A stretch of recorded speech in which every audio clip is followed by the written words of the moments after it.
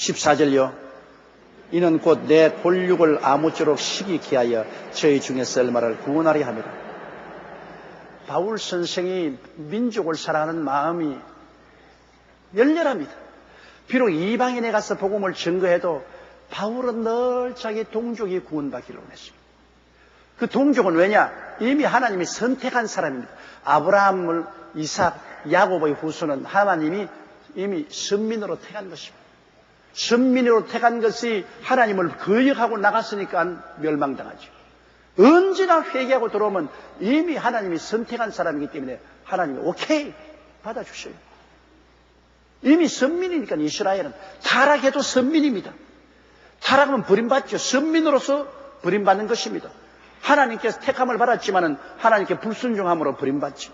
그러나 언제라도 순종하고 들어오면 그것은 택함 받은 사람이기 때문에 오케이 받아주신 것입니다. 우리 예수 믿는 사람 가죠. 여러분 믿은 사람은 이미 하나님이 선택한 사람이에요. 부르심을 받고 선택한 사람. 타락 안 하나요? 타락합니다. 믿는 사람이 세상에 많이 타락해요. 타락한 그대로 내버려 놓으면 버림받죠. 그러나 그 사람은 언제나 회개하면 하나님이 받아주시는 것은 이미 하나님이 선택한 사람이기 때문인 것입니다. 하나님이 선택한 사람은 아무리 회개해도 소용없어요. 그러나 이미 하나님이 선택한 사람은 타락을 해서 나갔을지라도 다시 회개하고 돌아오면 그대로 받아주시는 것입니다. 그것이 하나님이 부르심과 안 부르심의 차별인 것입니다. 안 부른 사람은 아무리 뛰고 꿀려도 소용없어요. 부름과 택함 받은 사람은 믿다가 잘못해서 타락해서 나갔을지라도 회개하면 그대로 받아죠. 회개 안 하면 버림받죠. 하나님이 우리를 버리지는 않죠. 우리가 하나님을 버리면 하나님은 우리를 버리시죠. 우리가 하나님의 부르심과 택하심을 입었을지라도 우리가 하나님을 버리면 하나님도 우리 버리시는 것입니다.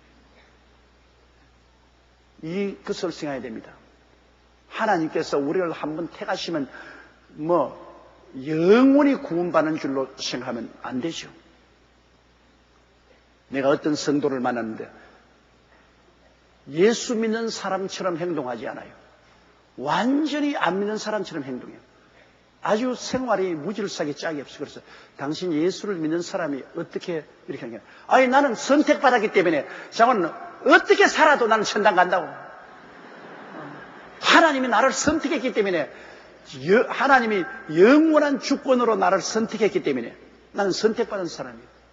그러므로 하나님의 선택을 무시할 사람 누가 있어요? 그럼 난 선택받았기 때문에 그 다음 내가 술 먹고 방탕하고 어떻게 살아도 난 천당은 가놓은 거 나는 당상입니다. 내가 그래서 당신 그 신학 틀린 신학이야. 하나님이 만세전에 아시고 택하고 부르셨을지라도 당신이 하나님의 뜻대로 살지 않고 육체를 따라 살면 하나님에게 버림을 당하는, 당신이 하나님을 버렸기 때문에 하나님께 버림을 당하는 것입니다. 당신이 선택을 받았기 때문에 열심으로 하나님을 순종하면 반드시 구원받죠. 선택 안 받는 사람은 아예 구원도 못 받으니까요. 당신은 선택받았다는 그 특권이 있지만은 그 특권을 남용해가지고서 하나님을 등지고 세상으로 향하면 버림받죠. 그런 아주 잘못된 신학을 가지고 있지 마라 그랬습니다. 사실입니다. 선택받은 만큼의 우리 특권을 가지고 있습니다. 그러나 이 특권을 가지고 우리 하나님을 열심히 섬겨야지 하나님을 배반해버리면 버림받죠. 이스라엘 백성은 너무나 잘 알죠. 하나님 선민입니다. 아브라함과 이삭과 야곱의 자손으로 하나님이 특별히 택한 사람입니다. 그러나 그 중에 이스라엘 백성이 하나님을 저버리고 우상을 섬기니까 하나님이 버려버리지 않습니다. 하나님 버려버렸어요. 그러므로 우리가 구원받았으면 우리 구원을 완성하기 위해서 열심히 믿어야 돼요. 열심히 믿고 순종해야 돼요. 여기에서 우리가 세상을 타협하면 안 되는 것입니다. 그렇기 때문에 이 바울 선생은 자기 홀육인 이스라엘 백성은 이미 하나님께 선택받은 백성이기 때문에 타락했을지라도 회개하면 언제나 하나님이 받아줄 수 있으므로 그럼 저 사람들을 어떻게 하겠냐?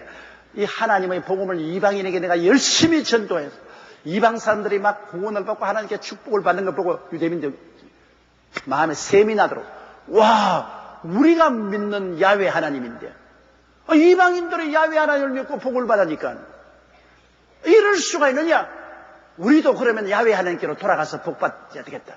이렇게 셈이 나도록 만들기 위해서, 그래서 더 열심히 전도한다 그 말인 것입니다. 옛날에 우리 어릴 때 보니까 그때는 아직 과학이 발달되지 않아서 동리에서 어린애기를 못 낳는 부부가 고아원에 가서 양자를 데려다가 그 양자를 열심히 사랑하면은 산신이 질투를 해가지고서 에라 너도 자식 가지라고 준대요. 그래서 그냥 시골에서 보니까 자기 친자식이 없는 사람은 이 버린 아기를 데려다가 열심히 친자식처럼 사랑하고 기르고 그러니까 가만보니까 얼마에서 아기 가져서 자기 자식 낳더라고요. 그건 산신이 질투를 낸 것이 아니라 그렇게 이웃의 사랑을 베푸니까 하나님이 축복을 주신 것이지. 주라 그러면 돌려줄 것이라 했으니까 나무 자식 사랑해 주니까 자기 자식도 하나님이 허락해 주시는 것이죠. 약간 우리 한국이 일본하고는 멀리도 못하고 가까이도 못할 민족이에요. 저기 이웃이 있으니까 멀리 하려고 해도 멀리 할 수가 없고, 또 사실 우리가 오늘날 이 정도로 경제적인 발전을 한 것도 일본이 우리보다 한 100년 앞서 개방을 하고 정치, 경제, 교육, 문화, 군사, 산업에 다 발전을 했기 때문에 우리가 일본을 보고 시기가 나가지고서 어쩐지 일본은 따라잡아야 되겠다. 그래서 우리가 발전하는 거예요, 여러분. 사실은 일본이 우리에게 시기 났어. 우리 가만히 있을 수 없어. 일본 사람 보면 속이 타가지고서. 일본 사람이 지금 뭐기에?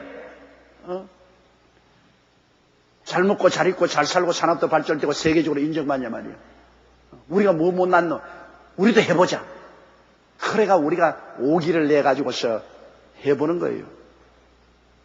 일본이 있는 것 우리에게 싫지만은, 그러나 일본 때문에 우리가 많이 발전한 것입니다. 뭐 정치나 경제나 교육이나 문화이나 일본 사람 하는데 꼭 우리 한국이 뻔보거든. 미국에서 유행하던 것 얼마 있으면 일본에서 유행하고, 일본에서 유행하던 것 얼마나 하면 한국에서 유행해요. 장차 한국에 무엇이 일어날까 알려면 일본에 가서 보면 알아요. 일본에서 지금 한참 유행하는 것 얼마 있지 않으면 한국에 유행해요. 그럼 일본에서 무엇이 유행할 것인가 알려면 미국 가보면 알아요. 미국에서 한참 유행하는 것이 일본에서 유행을 해요.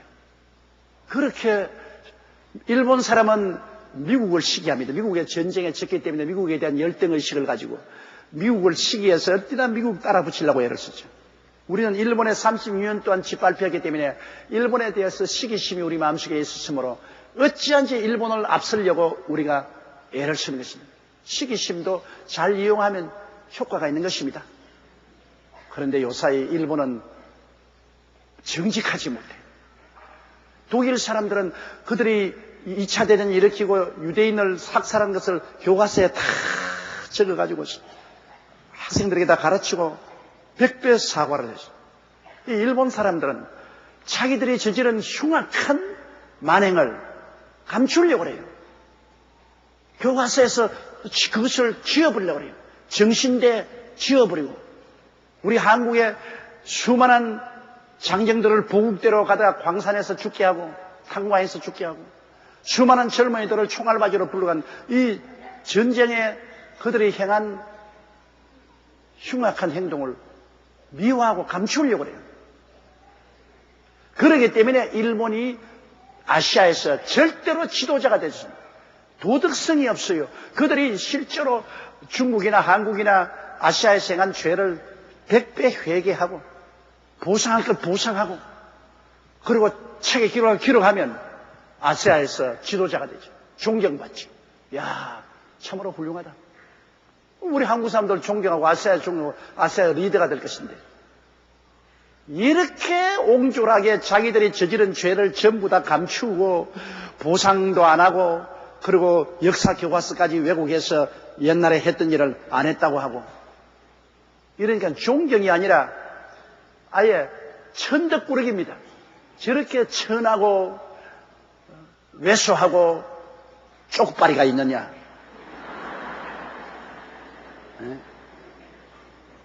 아예 존경이 안 가고 사람이 치사스럽습니다. 치사스러워. 그래서 내가 일본 사람 보면 내가 연민의 정이 생깁니다. 왜? 이 대면천지 밝은 날에 자기 눈 가려놓고 없다 없어 아무것도 안 보인다 아무것도 안 보여. 자기 다른 사람은 다 보고 있는데 자기만 손을 가리고 안 보여 안 보여 절대 안 보여. 그 주위가 안 보인다고 다른 사람이 안 보이나요? 자기들이 죄를 지지를 않았다고 아무리 한들 온 세계가 다 알고 있는데 더 사람이 치사스러워지고 부도덕스럽게 보이고 믿을 수 없게 되죠. 나는 일본을 구원하기 위해서 10년 동안 일본의 심리를 겪었기 때문에 일본 영혼을 사랑해요. 사랑하지만 일본의 정부가 하는 이 행동은 아주 비난에 마땅합니다. 오늘 내 강의를 위성통신으로 듣고 있는 일본 교회 성도 여러분, 여러분 보고 하는 말은 아니에요. 여러분 정부가 이렇게 하고 우익단체들이 이렇게 하는데 국민들이 휩쓸려가면 일본은 영원히 하나님 앞에 서지 못합니다. 하나님 앞에 이렇게 하면은 서지 못하는 것은 성경은 뭐라고 말합니까? 회개하라, 천국이 가까웠다. 회개를 안 하는데 천국이 옵니까? 회개를 안 하면 지옥이 가까우지. 일본 민족이 해야 될 것은 입술로만 회개하는 거 아닙니다. 항상 입술로 잘못했다고 하고 난 다음 그 다음에는 또 장관이 일어나서 부인해버리고 왜 이렇게 치사스러운 민족이 됩니까? 독일처럼 아예 깨끗이 회개하고 역사 교과서에 쓰고 돌아서면 독일은 지금 유럽의 지도 국가가 되어 있지 않습니까? 그렇게 해야 돼요. 그러므로 바울 선생은 열심히 이방인에게 전도해서 이방인들이 구원받는 것 보고 이미 선민이었으나 하나님 떠난 사람 식이 나서 한 사람이라도 더 죽게 들어오게 하려고 열심히 이방에 전도해요. 바울 선생은 그냥 애국자죠. 여러분 진실로 예수 믿는 사람들이 애국자인 겁니다. 예수 믿는 사람 애국자인 게 우리가 독립 3일 김인현 독립만세 부를 때도 33인 중에 3분의 2가 우리 크리스천들 아니었습니까? 예수 믿는 사람은 여러분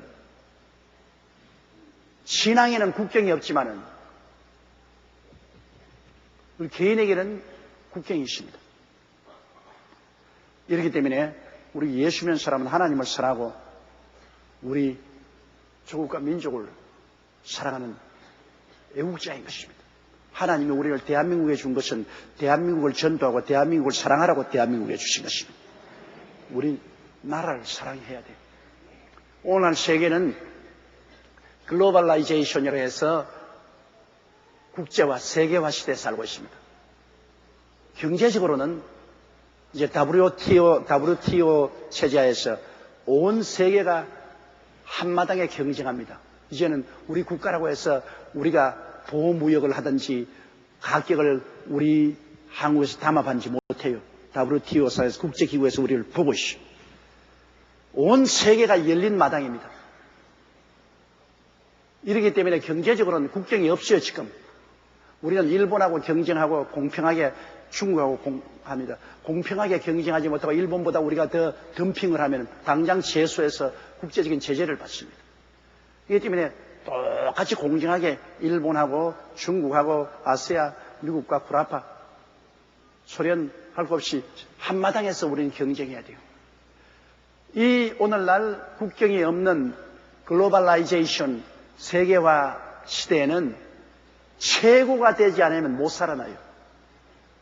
1등만 살아나지 2등, 3등도 경제적인 종이 되는 겁니다. 1등이 돼야 돼요. 그렇기 때문에 이 경제적으로 온 세계가 무시무시하게 경쟁하는 것은 1등이 되려고 하는 겁니다. 1등이 안 되면 소용없어. 교회도 그래요. 옛날에는 미국 교회가 뭘 하는지, 구라파 교회가 뭐 하는지 몰라요. 지금은 우리 여행도 자유롭게 하고 지구도 초원으로 변락됐지만은 방송이나 인터넷을 통해서 우리는 안방에 앉아가 온 세계 교회가 어떻게 가는지 다 알고 있어요. 외국에 나가보세요. 우리 여의도 순복음 교회가 어떻게 가는지 소소난간으로 다 알고 있어요. 우리보다 더 잘 알고 있어요. 교회도 온 세계에 두고 우리가 경쟁을 합니다. 경쟁을 해요. 국제화 시대. 우리도 경쟁에 이기려고 셀 시스템을 하는 겁니다. 지금 세계적인 경쟁에 이기려고. 이러므로 경제적인 면에 있어서는 세계는 국경이 없었습니다. 그러나 정치적으로는 국경이 있어요. 북한과 우리 대한민국 사이에 국경이, 일본과 우리 사이에 국경이 있어요. 정치적으로는 우리가 국경이 있고 국가가 있고 민족이지. 그러나 경제적인 문제에 있어서는 또 신앙적인 문제에 있어서는 국경이 없이 전 세계적으로 경쟁하는 것입니다. 이렇기 때문에 우리가 전 세계적으로 경쟁해서 이기기 위해서는 우리나라가 정치적으로 안정이 되고 그리고 민족이 단합해야 돼요. 늘 그냥 정치인들이 싸우고 물고 찢고 그리고 늘 노사 분쟁이 한국만큼 격렬한 것은 천하에 없습니다. 어디 가도 한국만큼 노사 분쟁이 심한 것은 없어요. 이렇게 되면 거기에 싸운다고 시간 다 소모하고 언제 세계와 경쟁합니까? 별도리 없이 삼류국가로 전락해버리고 말죠. 그것을 우리 국민들이 절실히 깨달아야 됩니다. 이제는 정치적인 식민지는 있을 수 없지만은 경제적인 종속국, 경제적인 식민지는 얼마나 되는 것이냐. 1등 국민에게 가서 거기에 종살이 합니다. 경제적으로. 정치적으로는 식민지 안 되죠. 그건 이제 없습니다. 그건 다 지나갔어요. 그러나 경제적인 식민지, 경제적인 종살이는 지는 사람은 이기는 사람에게 집에 가서 종살이 하는 겁니다. 종살이 하는. 우리 민족 전체가 외국 민족의 종살이만 하면 어떻게 하겠습니까? 임금도 싸게 받고 좋은 물건 만들어서 여기에 날 바치. 그 사람들은 막 그 물건 가지고서 잘 쓰고 좋은 집 짓고 좋은 차 타고 해외여행 다니고 우리는 그 밑에서 열심히 돈이나 벌어먹어서 겨우 입에 풀칠이하고 경제적 종살이 합니다. 박봉에 시달리고. 별 도리 없어요. 국제화 시대에 1등 안 하면 못 살아나는 거예요. 그러니까 우리가 예수님을 잘 믿고 하나님께 축복을 받아서 민족이 단합되어 나가면 1등 하게 되죠. 못할 게 뭐가 있어요. 1등 할 수 있어요. 우리 교회는 1등 했지 않습니까? 우린 교회로서 지금 1등을 하고 있으니까 온 세계가 우리 교회에 따라잡으려고 눈에 불을 켜고 있어요. 내가 이번에 워싱턴 DC에 들어갔는데 거기에 지도적인 목사님들 한 100여 명을 만나는데 거기에는 목사들은 다 미국에서 내노라 하는 손꼽는 목사님입니다. 그 목사님 중에 한 사람이 내게 말하기를 우리는 여의도 순복음 때문에 편안하게 잠을 잘 수가 없다. 어찌하는지 여의도 순복음교에 따라잡고 그보다 앞서 나야는데 왜? 우리 앞에 당신이 뛰고 있으니까 우리가 당신이 없으면 편안하겠는데 당신이 한 사람이 우리 앞에 뛰고 있기 때문에 우리가 마음이 괴로워 견딜 수가 없어. 어찌나 당신을 때려잡아야 우리가 마음이 편안하겠다. 보십시오. 경쟁 아닙니까? 우리가 교회 성장이라는 것이 그저 5,000명, 10,000명이면 된다 이랬으면 괜찮은데 뭐 10만, 20만, 뭐 50만, 70만 이렇게 하니까 이 교회 성장의 한 교회 스탠다드를 높여놨어. 그러니까 제일 처음에 사람들이 이것만 뛰어넘으면 됐는데 더 뛰어넘고 이제 이것까지 뛰어넘어야 되니까 그러니까 괴롭지. 괴로우니까 둘 중에 하나를 바랍니다. 여의도 순복음교회가 무너지든지 안 그러면 여의도 순복음교회보다 자기들이 더 크게 자라든지 둘 중에 하나를 원하기 때문에 무너지기를 원하는 사람은 자꾸 헐뜯습니다. 자꾸 헐뜯거든. 그리고 우리보다 앞서 나가기를 원하는 사람은 우리를 열심히 연구를 합니다. 뭐 어떻게 하느냐. 열심히 연구를 해서 그래서 우리보다 앞서려고 하기 때문에 우리 교회 이 구역제도 이 셀 시스템이 오늘날 전 세계 교회 성장의 표본이 되었습니다. 스탠다드가 됐어요. 여의도 순복음교회에 보니까 평신도들이 다 구역을 하고 셀 리더들이 평신도들이 막 교인을 모아오고 기도하고 막 하더라. 우리도 그렇게 하자. 이게 완전히 전 세계 교회 부흥의 패러다임이 됐어요. 새로운 패러다임, 새로운 원리가 됐어요. 그거 보십시오. 온 세계가 한마당으로 지금 서로 배우고 서로 경쟁하는 것입니다. 그래서 저도 경쟁에 안 떨어지려고 새 리더 새로 조직을 하고 새 활기를 불어넣는 것은 우리가 뒤처질 가능성이 상당히 있습니다. 미국은 우리를 못 따라, 상당한 기간 동안 못 따라오지만 남미는 우리 따라올 수 있는 가능성이 굉장히 많습니다. 남미의 이 셀 리더를 우리 교회를 본따서 셀 시스템을 해서 지금 교인들이 20만, 30만 모이는 교인들이 아주 수두룩하게 생겨나고 있습니다. 수두룩하게 생겨나고 있습니다. 그 전부 우리 교회 보고서 아주 작심하고 기도하고 뭐 기도원 세우고 막 셀 리더하고 막 철야기도 하고 금식기도 하고 주여 주여 세 번도 부르고 20만 30만 되는 교회들이 절비하게 일어나고 있습니다. 깜짝할 사이에 우리보다 뛰어넘을 것입니다.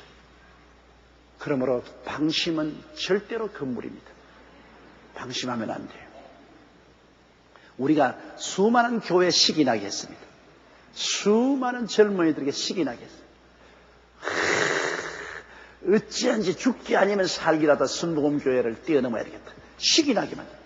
그 좋은 겁니다. 나쁜 시기도 있는, 나쁜 시기는 남을 죽이려고 모함을 하는 것은 나쁜 시기고, 좋은 시기는 자극을 받아서 나도 저렇게 되고 나도 저를 능가해야 되겠다는 것은 좋은 시기인 것입니다.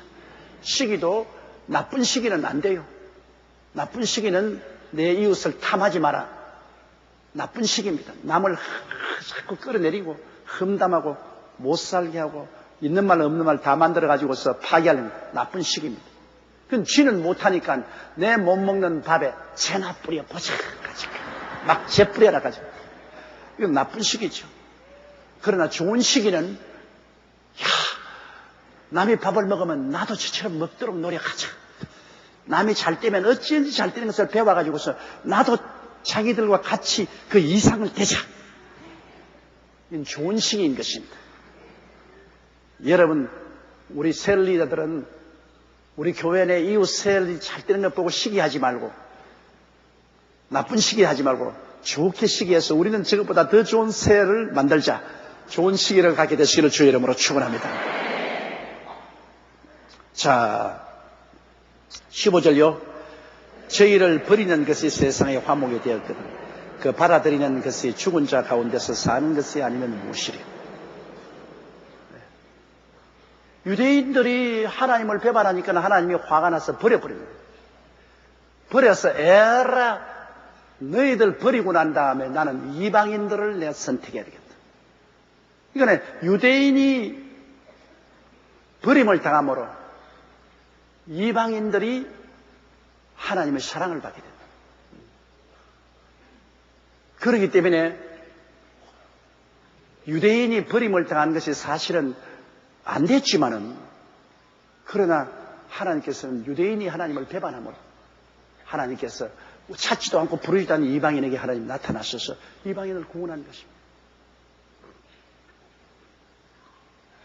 하나님의 복음인 그리스도의 복음을 배반한 유대인들은 하나님 버리시고 그 열매 맺는 다른 민족은 하나님이 택해 주십니다.